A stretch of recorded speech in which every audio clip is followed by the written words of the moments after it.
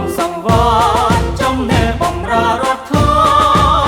ប្រតិបត្តិវិន័យស្ដាំនៅវិន័យសិក្សាฝึกหัดកីឡាកាយសម្បទាពង្រឹងសុខភាពតាំងចិត្តខំសិក្សាគ្រប់មុខវិជ្ជាជំនាញក៏បានគ្រប់គ្រងគំនិតកែច្នៃនាមបន្តវេនប្រសិទ្ធភាពលើគ្រប់វិស័យ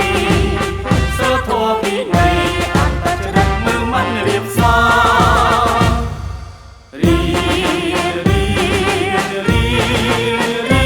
នពួកយើងខំរៀនទាំងទ្រឹស្ដីនិងក៏ប្រតិបត្តិ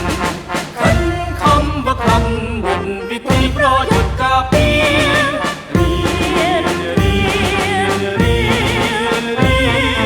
ពួកយើងខំរៀន4 ឆ្នាំរៀននៅក្នុងសាលាបណ្ឌិតសភា